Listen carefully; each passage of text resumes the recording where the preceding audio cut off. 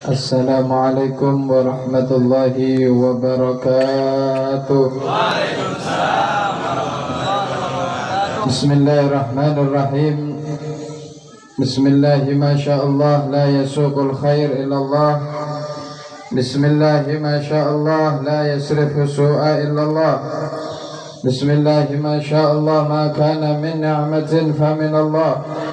Bismillahi masyaallah la hawla wa la quwwata illa billah. Alhamdulillah wassalatu wassalamu ala rasulillah Sayyidina Muhammad wa habibina wa syafi'ina wa maulana Muhammad bin Abdillah wa ala alihi wa sahbihi wa man walah. Puji dan syukur marilah selalu senantiasa kita haturkan kehadiran Allah. Malam hari ini kita bisa berkumpul di majelis kita, majelis Nurul Yaqin. Mudah-mudahan keyakinan kita semakin bertambah, meningkat di hadapan Allah, sehingga kita menjadi orang-orang yang diberikan hakul yakin masuk ke dalam surga Allah Subhanahu wa taala. Amin ya rabbal alamin. Yang saya muliakan para orang-orang tua, para alim ulama, para habaib, wabil khusus saudara saya Habib Apul. Sehat Habib? Sehat Habib ya? Allah, mudah-mudahan jadi diberikan sehat, panjang umur. Kalau wani mudah-mudahan begini lagi. Kalau wani, saudara saya, insyaallah, nggih, Guru Saiful Anwar. Begitu juga Ustaz Jailani, begitu juga para sesepuh-sesepuh, tokoh-tokoh masyarakat, tokoh agama, semua pengurus majelis Nurul Yaqin. Mudah-mudahan Allah selamatkan dunia maupun akhirat, diberikan keluasan dunia maupun akhirat, diberikan kabul hajatnya dunia akhirat, diberikan keberkahan di dalam rumah tangganya, dijadikan anak-anaknya anak yang soleh solehah, sukses dunia maupun akhirat, anak yang bakti sama orang tua, berkat majelis Nurul Yaqin, berkat Nabi Muhammad sallallahu alaihi wasallam. Amin amin. Al-Fatihah.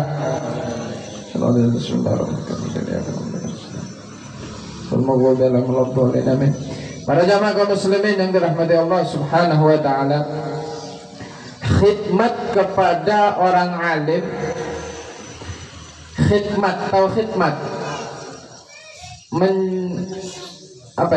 perhatian.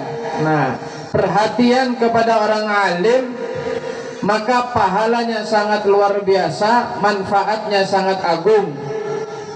Di dalam kitab Ta'limul Muta'alim dikatakan barang siapa yang hidupnya khidmat kepada seorang ulama, maka Allah akan berikan dia anak yang akan menjadi ulama. Amin ya rabbal. Kalau anaknya kada jadi ulama, berarti cucunya jadi ulama. Cucunya kada jadi ulama sampai cucunya, sampai cucunya, sampai kena. Ini orang biasa lah, orang biasa. Ulama orang biasa. Nah kita khususnya nih pengurus majelis Nurul Yaqin ini semangat. Yang pian rawat, yang pian khidmat itu bukan ulama, pian berkhidmat kepada majelisnya Rasulullah, pian membantu majelis, bikin kue, bikin makanan, masang lampu, masang terpal, gotong royong, cari dana supaya majelis ini tetap berjalan. Ini bukan khidmat kepada orang, ini bukan khidmat kepada ulama, bukan khidmat kepada habib, tapi khidmat perhatian kepada Rasulullah Muhammad. Harapan kita apa?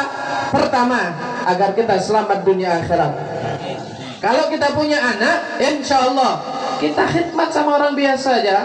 Yang penting ulama, anak kita jadikan orang sukses, jadikan orang alim, jadikan orang yang bahagia. Apalagi Nabi Muhammad SAW. Karena itu kalau kita mengurusi majelis, kalau kita mau khidmat kepada suatu majelis sholawat, tempat-tempat ibadah, maka harus punya kesadaran sendiri-sendiri, karena kita mencari pahala, bukan mencari pujian dan bukan mencari muka. Kalau yang itu kada kerja bakti juga. Nang itu kerja bakti juga. Ini turun, umpat turun. Ini kada turun juga. Ini namanya timbal balik. Lo jual gue borong. Nggih, ikan bawal sambal terong. Nah, kada kayak itu. Itu masalah dunia. Kalau kita pengen betul-betul pengen keluarga kita jadi orang sukses dunia akhirat, bukan hanya jadi orang alim, Pak. Jadi orang sugih, jadi orang beruntung, anaknya bakti sama orang tua. Itu khidmahnya kita merawat majlisnya Nabi Muhammad SAW. Kalau kita mengharap dunia dapat duit, seberapa kita ini dapat duit? Dapat makanan seberapa kita dapat makanan? Rugi. Karena itu kalau kita punya majelis taklim, mau membantu majelis taklim yang tulus, kenapa? Bukan hanya kita yang dibalas oleh Allah, maka keluarga kita, anak kita, keturunan kita akan dijaga oleh Allah Subhanahu wa taala. Amin ya rabbal. Pian punya anak, dibesarkan dari halus sampai dewasa. Yang pian harapkan dari anak itu apanya? Yang pian harapkan dari mana itu apanya? Dikasih makan, dikasih minum. Kalau sakit disembuhkan, kalau kurus digemukkan. Kira-kira mau diapakan itu anak? Disembelih? Mau dipotong? Mau disalai? Enggak ada. Yang kita harapkan apa anak itu? Perhatiannya anak kepada orang tua, baktinya anak kepada orang tua, sayangnya anak kepada orang tua. Khairun, itu lebih utama daripada harta dunia dan seisinya. Ada anak bakti sama pian, perhatian sama pian, cinta sama pian butuh apa selalu ada. Hormat, tunduk, takzim, nggak pernah ngomong menyakitin hati. Cuma nggak ada pitis pas-pasan. Kadakawa sidin memberi apa-apa nang macam-macam tuh. Cuman masya Allah akhlaknya luar biasa. Nang satu sugih, nang satu sugih. Kemudian hartanya banyak, duitnya banyak. Nyunguk ngelihat, nengok gin jarang. Kalau orang tua telepon ini paling minta duit nih. Nah, kalau orang tua datang ke sini paling minta duit. Semua pikirannya itu duit dan duit. Yang penting ngasih duit beres. Mau sakit kah, mau kadak kah, mau seneng kah, mau apa kah? Yang penting duit. Kira-kira kalau disuruh milih nih, pian milih mana? Milih yang anak yang betul-betul bakti, tulus untuk melayani, bakti, berbuat baik kepada orang tua. Kenapa?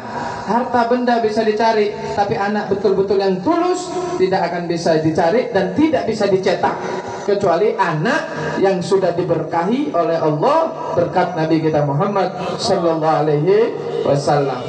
Dengan apa caranya? Agar kita ini memperoleh anak yang soleh, yang bakti, anak sukses dunia akhirat. Walaupun anaknya kaya raya, tapi bukan dia rajanya, orang tuanya yang tetap raja.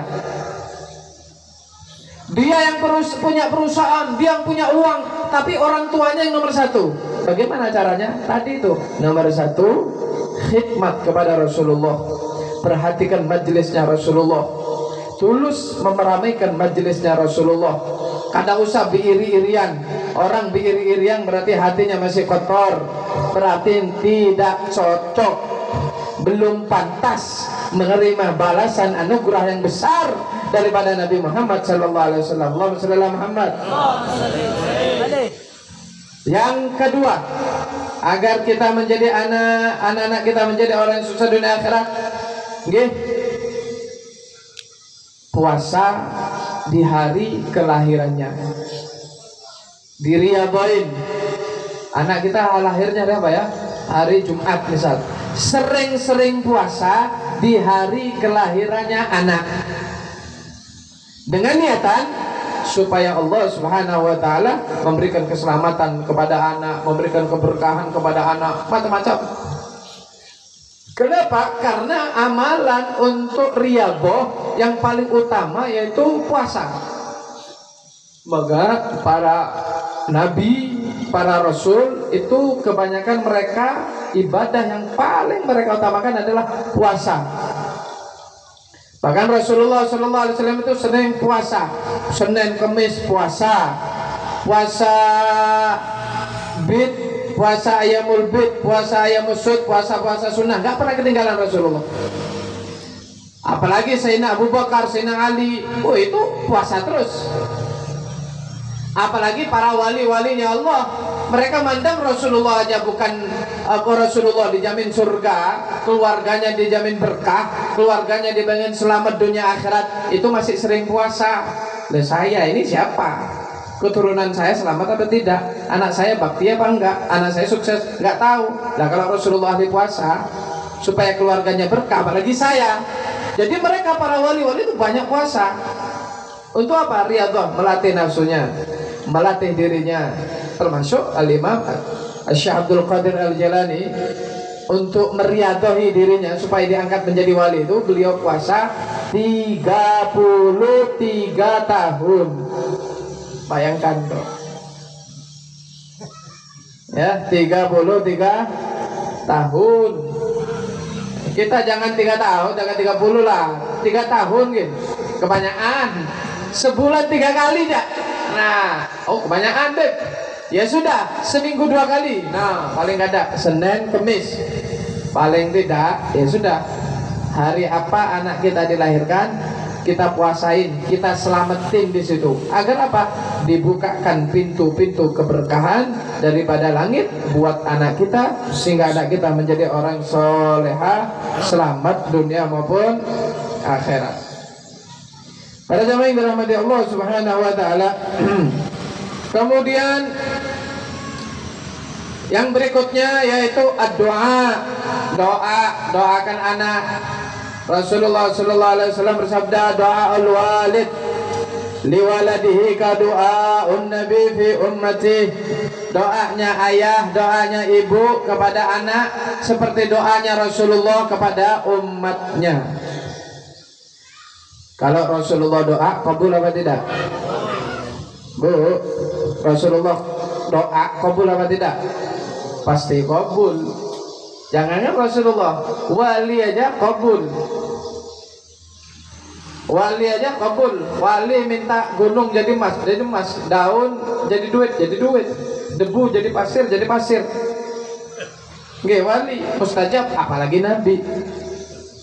Tapi ada di Pasuruan wali besar namanya Al-Habib Ja'far bin Syekhon As-Segaf. Beliau seorang wali besar, doanya kabul, doa apa yang kabul. Karena itu alhamdulillah, jadi kita ini diajarin untuk cinta sama orang soleh, karena doanya orang soleh ini kabul. Datang sakit, datang minta doa sembuh. Ada masalah minta doa, masalahnya beres. Nggih. Kemudian datang bawa anak mucil, anaknya soleh, solehah. Ini keutamaan, keistimewaan kita dekat sama orang yang walinya Allah Subhanahu wa taala. Tapi suatu saat Habib Ja'far ini diprotes orang. Habib, nggih. Pian doakan orang sugih. Pian doakan orang melarat sugih, doakan orang kesulitan lancar, doakan orang sakit ini sembuh. Kena penyakit tumor sembuh, penyakit kanker usus sembuh, orang penyakit awal sembuh, orang melahirkan sembuh semua. Tapi saya lihat kenapa Pian punya penyakit yang sudah puluhan tahun kada sembuh. Jadi beliau kena kanker, tumor kan kanker. Jadi pipinya itu bengkak Pak, pipinya besar. Aneh ini orang. Pian orang sakit dipegang sembuh. orang sakit dipegang sehat. Tapi kenapa pian sakit kada sembuh-sembuh? Ini dipikir kalau mendoakan orang manjur, kada doa, kalau doa untuk sendiri kada manjur ya. Apa dijawab beliau? Ini adalah nikmat. Ini adalah yang mengangkat derajat saya. Berkat ini saya menjadi wali besar. Berkat ini saya diangkat derajatnya setiap detik oleh Allah ketika saya sabar menahan sakit pedihnya penyakit yang Allah berikan kepada saya. Kanker, tumor nih. Kalau saya mau detik ini juga saya bisa hilangkan. Dicabut sama Habib. Nih tumornya. Mau kayak kamu saya berikan sama kamu jangan. Wah, kadang-kadang diambil Pak, dicabut tumornya. Nih, mau gak kamu? Jangan. Nah, kalau gitu, ini adalah makom derajat yang Allah berikan kepada saya. Kalau saya sabar, dikembalikan lagi. Kalau kita kayak Pak penyakit, terapi kemana-mana, obat kemana-mana, mulai dari obat sama Habib sampai ke Maerot supaya sembuh karena sakit-sakit lagi. Nah, kenapa? Ya beda lah. Makomnya orang itu beda-beda. Para jamaah yang dirahmati Allah Subhanahu Wa Taala, doa, ya doanya orang tua, jangankan doanya wali Rasulullah, doanya wali aja kabul. Apalagi doanya orang tua. Doanya orang tua sama dengan doanya Nabi, pasti kabul. Karena itu seorang tua, anak atau seorang tua, istri atau suami, ayah atau ibu, maka sering-sering mendoakan anaknya yang baik-baik biar menjadi orang baik. Saya mau tanya, dari pagi sampai sekarang doa sama anak lah. Nah, lupakan. Nah, kayak apa? Pengen menjadi anak yang soleh-soleha. Beb, anak ulun beb, doakan beb, anak ulun beb. Tapi kita nggak pernah mendoakan. Tapi kita nggak pernah mengadakan tangan. Ya walaupun kabul, tetap kabul. Tapi begitu hebatnya, begitu dahsyatnya apabila yang mendoakan dan mengadakan tangannya langsung orang tuanya. Contoh siapa? Contohnya banyak Pak. Imam Ghazali ini pian pikir anaknya orang alim. Bukan. Imam Ghazali bukan anaknya ulama. Imam Ghazali bukan anaknya siapa-siapa. Imam Ghazali ini anaknya tukang jahit. Orang tukang tenun, Ghazal. Tukang jahit. Tapi bapaknya Imam Ghazali ini ahli majelis. Setiap minggu hadir majelis Nurul Yakin Bahari. Nah, anggap di alam arwah lah. Setiap ketemu orang soleh, itu ayahnya Imam Ghazali berdoa, ya Allah, kalau saya tidak engkau takdirkan jadi orang ulama, orang soleh, jadikan anak-anak saya Allah ulama dan orang soleh. Ketemu penghafal Al-Quran, ya Allah, engkau tidak takdir menjadi penghafal Al-Quran. Gak mungkin juga tukang jahit kemudian mondok di Ustadz Marzuki hafalin Quran, kan kada mungkin. Pian mana ada nang jadi tukang, ada yang jaga warung, kemudian ada yang nelayan di sungai, ada yang mau unjun, usaha masing-masing. Kada mungkin usahanya diampihkan kemudian pergi ke pondoknya Ustadz Marzuki Makamen Al-Quran. Kada mungkin. Kayak apa? Doa seperti apanya Ghazali, ya Allah, kalau pian engkau tidak takdirkan saya penghafal Al-Quran, saya minta tolong ya Allah, anak saya ya Allah, jadikan anak-anak penghafal Al-Quran. Itu doanya abahnya Imam Ghazali. Ketemu orang ini, ketemu orang itu, doanya selalu gitu.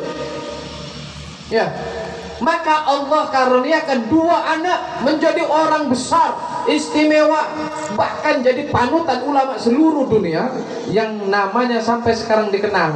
Siapa sih itu? Imam Muhammad bin Muhammad Al-Ghazali, pengarang kitab, ilmunya banyak, dan punya saudara namanya Ahmad Al-Ghazali.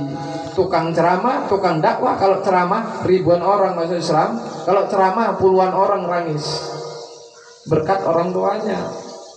Nah pian sibuk muncik HP, ngaji kan sudah bungol kamu kadang ngaji ya. Ini orang tuanya lebih bungol lagi nih. Para jamaah yang dirahmati Allah Subhanahu wa taala. Nggih. Jadi orang tua itu berperan penting untuk menjadikan anak-anak yang soleh-solehah. Karena itu setiap hari jangan lupa doain anak. Setiap hari. Al-Imam Ali bin Muhammad bin Husain Al-Habsyi Sahibul Maulid, yang mana beliau dikatakan bagaimana ada seorang wali besar, bagaimana kedudukan Sayyid Ali, Habib Ali Al-Habsyi di mata Rasulullah dan di mata Allah. Maka seorang wali itu bertanya, Ali Al-Habsyi adalah hamba yang setelah dipinang oleh Allah Subhanahu wa taala, begitu tinggi makom derajatnya beliau. Kalau sudah Habib Ali Al-Habsyi mengadakan maulid, maka seluruh orang dunia, bahkan ahlu barzakh yang sudah meninggal dunia, hadir di majelisnya Habib Ali Habsyi. Sampai-sampai ada wali berziarah pas umrah ke makam Rasulullah, mengucapkan salam. Biasanya assalamualaikum ya Rasulullah, itu dijawab assalamualaikum ya Rasulullah, itu jawab. Ini berapa kali mengucapkan salam, kada dijawab. Oke. Akhirnya beliau ketemu juga ya dengan seorang wali di daerah tersebut. Kenapa Rasulullah nih? Apa jawab wali? Rasulullah sekarang tidak ada lagi hadir maulidnya Habib Ali Al-Habsyi di Siwun. Karena saat itu wali seluruh dunia yang paling banyak membaca sholawat adalah Habib Ali Al-Habsyi Sahibul Maulid. Yang maulidnya, yang kholnya kemarin diadakan di Hadramut, diadakan di Solo juga diadakan. Ya, berapa kali? Tidak tahu jumlahnya Pak. Ratusan ribu kali Habib Ali. Dari seluruh wali dunia, Habib Ali yang paling banyak membaca sholawat. Karena itu Rasulullah netep di situ, tinggal di situ, hakikatnya tidak kemana-mana. Kenapa? Orang yang membaca sholawat sekali, itu kalau dia hadir, Rasulullah hadir. Apalagi kalau seandainya sehari ratusan ribu kali, luar biasa. Nah Habib Ali Al-Habsyi ini gak gratis. Bukan hanya usahanya dia aja, itu juga pengaruh daripada doa ibu. Apabila ada seorang ulama datang ke kota Siwun, Habib Ali ini masih halus, umur 7 tahun, 10 tahun. Kemana? Ke ibunya, ibu apa? Angkat tangan pian, apa? Doakan saya menjadi Syekh Fulan bin Fulan. Datang lagi nanti ulama-ulama, ibu angkat tangan bu, angkat tangan. Kenapa? Ada Habib datang, ini. Doakan saya seperti itu. Setiap kali datang ulama, datang orang alim, datang habaib ke Siwun, selalu Habib Ali Al-Habsyi minta doa kepada ibunya agar dijadikan orang yang besar seperti wali tersebut. Allahumma shalli ala Muhammad. Kalau anak kita, apa yang diminta? Jangankan anak pian, Pak. Anak ulun aja, Pak. Bah, apa? Game jar. Anak ulun tuh. Kenapa lagi anak pian? Pak. Game. Jangankan HP dibuat game, bapaknya game dimainkan game. Nah, game. Para jamaah yang dirahmati Allah Subhanahu wa taala, anak-anak kita apa? Idolanya bukan Rasulullah lagi. Idolanya siapa? Artis TikTok. Bertiktokan, bergayaan. Kadang nunggu anak, kadang bapaknya gini juga bertiktokan juga. Coba di pasar ya, atau di simpangan sana, waktu orang berpasar malam ke apa? Setelkan lagu TikTok. Kalau kada percaya kan, bujukin semuanya kena. Oke, itu terhipnotis pasti. Nah, itulah para jamaah yang dirahmati Allah Subhanahu wa taala. Keajaiban doa. Doa itu lebih kuat dari segala-galanya. Bahkan doa itu lebih kuat daripada takdir Allah itu sendiri. Takdirnya jelek, kalah sama doa. Allah mentakdir jelek. Ketika pian doa bisa berubah takdir itu menjadi baik. Oke. Kiri, tapi doanya sugi. Bisa sugi. Oke. Sakit, saya doa terus sehat. Oke, bujang, kawin lagi. Amun doa pian kabul, tapi kalau doa istri pian lebih kabul, nah, ngalih sudah, kalah doa kita sama istri kita. Nah, para jamaah yang dirahmati Allah Subhanahu wa taala, la yaruddul qada illa doa. Tidak akan bisa merubah takdir. Takdir itu sesuatu yang paling kuat, Pak. Usaha kita ini tidak akan bisa merubah takdir. Kalau catatan hidup kita itu melarat sampai mati ingin ngelarat, walaupun kerja banting tulang. Kalau hidup kita ini pas-pasan, walaupun sekolah sampai Jakarta, kalau perlu sekolah sampai luar negeri, tetap hidupnya juga pas-pasan. Walaupun insinyur, walaupun jadi profesor, walaupun gelar sarjana, pas-pasan. Kayak apa, Beb? Kita sekolah, kita kerja, itu sebatasan ikhtiar. Tapi yang merubah takdir kita, yang merubah nasib kita, bukan usaha, bukan pekerjaan, bukan otak, tapi melainkan yang merubah takdir kita, yaitu Allah Subhanahu wa ta'ala. Dengan apa itu? Doa. Karena yang menentukan nasib kita itu Allah, yang merubah takdir kita itu Allah. Karena itu Tuhan kita ini bukan otak kita, Tuhan kita ini bukan akal kita, Tuhan kita ini bukan usaha kita, Tuhan kita itu Allah. Betapa banyak orang kerja banting tulang, susah payah, mati-matian, nggak dapat duit. Dapat duit habis. Ada lagi sudah dapat duit, ngumpulkan duit bertahun-tahun, habis ditipu orang. Nah, ada lagi para jamaah yang dirahmati Allah, orang sekolah tinggi Jakarta, Jogja, macam-macam. Pulang-pulang kerja kepada orang yang gak sekolah kadang. Bahkan kadang sekolah SD kan gak lulus. Ini menunjukkan bahwa nasib itu Allah yang menentukan. Manusia cuma sebatas berikhtiar, berusaha. Nah, ikhtiar kita yang paling utama apa? Berdoa kepada Allah, karena sekuat-kuatnya sesuatu untuk merubah kehidupan kita, yaitu doa kita, harapan kita kepada Allah Subhanahu wa ta'ala. Karena doa. Pengen selamat, doa. Pengen masuk surga, doa. Pengen di kuburan terang, doa. Pengen masuk surga tanpa dihisab, doa. Pengen jauhkan dari balak musibah, doa. Lampian diam terus kedip, kayak apalah. Nah, kan dia bisa berdoa kepada Allah Subhanahu. Sampai kapan, Beb? Sampai Allah menentukan takdirnya, tidak ada batasnya. Karena sabar tidak ada batasnya. Kalau ada orang ngomong sabar itu ada batasnya, berarti ini ada sabar. Jangan macam-macam juga. Kenapa? Orang sabar itu ada batasnya, berarti karena sabar. Sabar itu nggak ada batasnya. Di atasnya sabar masih ada sabar, di atasnya masih ada sabar. Ya, di atasnya sabar masih ada sabar. Karena itu Allah itu ngarannya Al-Halim, bukan As-Sabir. Kalau manusia itu namanya As-Sabir, orang yang sabar. Tapi di atasnya sabar itu Al-Halim. Kayak apa orang sabar itu? Orang sabar itu, saya misalnya pian kada sengaja mukul orang, ya pak, ampun maaf, kada sengaja, nggih. Habis itu pian pukul lagi, pak, ampun maaf. Apa sih kamu? Sekali lagi kamu, pak juga. Nih, ini orang sabar. Pertama disalahin, nggih maafkan sekali, dua kali. Ini sabar, nggih. Tapi Al-Halim, orang Halim itu disalahin sekali, dua kali, 1000 kali, 1.000.000 kali. Kada berpengaruh, tetap nggih, kada apa-apa, udah maafkan. Ini Al-Halim.